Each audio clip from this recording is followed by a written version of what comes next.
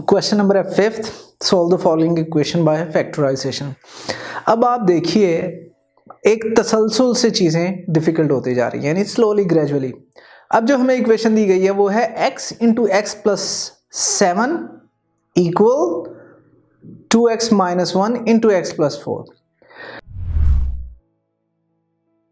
तो ये कहीं से भी हमारी स्टैंडर्ड क्वाड्रेटिक इक्वेशन जैसी नहीं है। अगर मैं स्टैंडर्ड क्वाड्रेटिक इक्वेशन लिखूं तो वो है ax square plus bx plus c is equal to 0। तो इसका मतलब जो फर्स्ट स्टेप है जो यहाँ पे हमने करना है वो ये है कि इसे सिंप्लीफाई करके अपनी क्वाड्रेटिक इक्वेशन बनानी है, यही पॉसिबिलिटी बचती है। तो क्या करेंगे, अगर हम इक्वल के राइट साइड पे देखें तो दो ब्रैकेट्स हैं, दो ब्रैकेट्स को हम क्या करते हैं, ऑब्वियसली मल्टीप्लाई करते हैं। मल्टीप्लाई करने का मतलब ये है कि 2x जो है उसे हम x से मल्टीप्लाई करेंगे एंड देन उसे 4 से मल्टीप्लाई करेंगे। फिर जो -1 है उसे हम x से मल्टीप्लाई करेंगे एंड उसे 4 से मल्टीप्लाई करेंगे। करते हैं अब हम देखिए 2x इंटू x आ जाएगा जब 2x को x से किया, फिर 2x 4 आ जाएगा प्लस साइन, फिर -1 को करनी है दोनों टर्म्स के साथ, तो -1 into x and then -1 into 4। आपने याद रखना है जब भी इस तरह की आपने कैलकुलेशन करनी है, don't forget the brackets. Brackets लिखेंगे तो आप नेगेटिव एंड पॉजिटिव साइंस की मिस्टेक्स कभी नहीं करेंगे, यानी प्लस माइनस की मिस्टेक्स नहीं होंगी। अब देखें कितना आसान हो गया सॉल्व करना। पहली ब्रैकेट 2x है, दूसरी उसे x मल्टीप्लाई हो रही है तो 2x स्क्वायर हो जाएगा जब हम इसे ओपन करेंगे। फिर 2x इंटू 4 करेंगे तो वो 8x हो जाएंगे। फिर -1 इंटू एक्स करेंगे तो वो -x आ जाएगा। अभी भी हम इसे यहाँ पे ब्रैकेट में लिखते हैं सिंप्लीफिकेशन के लिए। फिर दूसरी ब्रैकेट में -1 इंटू 4 है लास्ट वाली में, तो वो -4 आ जाएगा। तो नेक्स्ट स्टेप में हम क्या करते हैं, इसको मजीद सिंप्लीफाई करते हैं। उसमें क्या होगा, ब्रैकेट्स ऑन कर देंगे तो हमारी लेफ्ट इक्वल जो के साइड इक्वेशन की जो लेफ्ट साइड है वो एज इट इज लिख देते हैं, यानी x square plus 7x equals 2x square ऐसे ही लिखते हैं प्लस 8x ऐसे ही लिखते हैं। फिर जो -x है उसे अगर मैं ब्रैकेट ऑन कर दूं तो प्लस माइनस मल्टीप्लाई होगा, वो माइनस आ जाएगा तो -x एंड सिमिलरली -4। अब आपने क्या करना है, देखिए 8x और x, यानी हमारे पास अगर 8x पड़े हुए हैं उनमें से मैं एक x निकाल दूं तो how many x's are left, obviously 7x। तो ये आपने प्रैक्टिस करनी है। 2x square as it is लिखेंगे left side as it is, फिर 2x स्क्वायर वैसे का वैसा ही।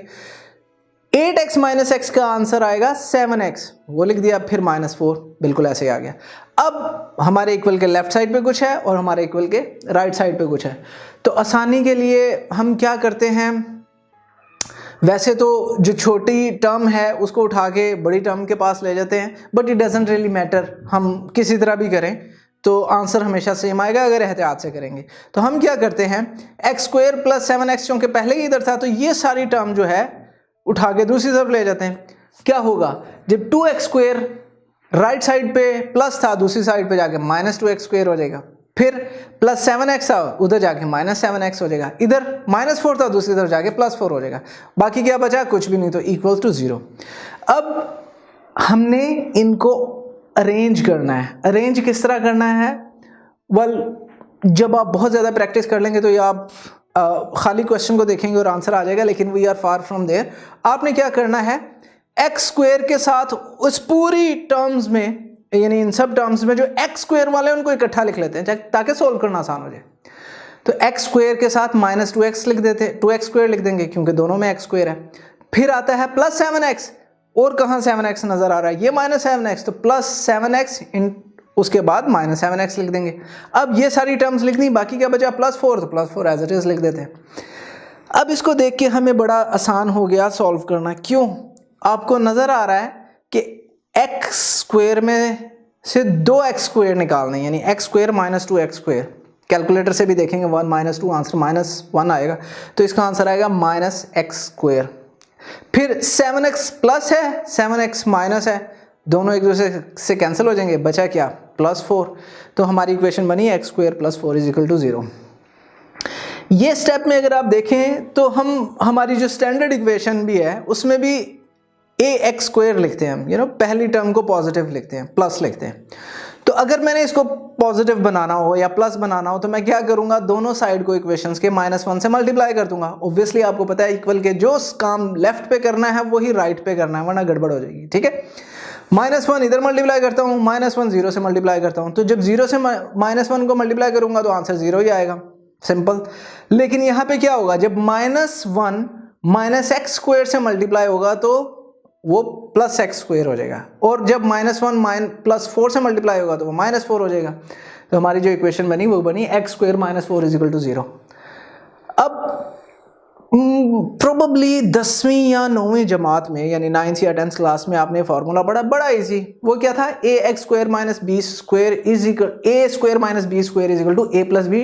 a - b। अगर आप इस इक्वेशन को सॉल्व करेंगे लेफ्ट एंड राइट तो दोनों का आंसर सेम आएगा। हम ये क्यों लिख रहे हैं यहाँ, इसलिए लिख रहे हैं क्योंकि हमें नजर आ रहा है x² - 4 जो है उसको हम इस फॉर्म में लिख सकते हैं। कैसे लिख सकते हैं, x² एज इट इज लिख लेता हूँ। अब जो 4 है, 4 को मैं लिख सकता हूँ 2 का स्क्वायर लेंगे, आंसर क्या आएगा 4, तो इसलिए मैं ऐसे लिख लेता हूँ देन = 0। अब ये हमारी बिल्कुल वही ऊपर वाली इक्वेशन नहीं बन गई। अब a की जगह है x, b की जगह है 2, a + b लिखना है तो लिखूंगा x + 2, a - b लिखना है तो लिखूंगा x - 2, n = 0। तो यहाँ पे आपको पता है कि हमारे पास जब इस तरह की सिचुएशन आ जाए कि दो ब्रैकेट्स = 0 हो तो फिर x + 2 = 0 ले लेंगे एंड x - 2 = 0 ले लेंगे। अब यहाँ पे +2 को उठा के इक्वल के दूसरी तरफ लेके आएंगे तो वो क्या बन जाएगा, x = -2, x की वैल्यू आ गई। यहाँ x - 2 = 0 है, दूसरी तरफ लेके जाएंगे तो x = 2 आ जाएगा। तो हमारे जो x की पॉसिबल वैल्यूज हैं जिन्हें हमने कहा कि ये हो सकती हैं वो -2 और 2 हैं। अगेन ये इसे हम सोल्यूशन सेट कहते हैं। क्वेश्चन नंबर 1 में हमने बताया था अगर ये दोनों हम वैल्यूज जो x की हैं अपनी इक्वेशन में डालेंगे तो उसकी left and right both sides will be equal and that's it. बहुत आसान क्वेश्चन था।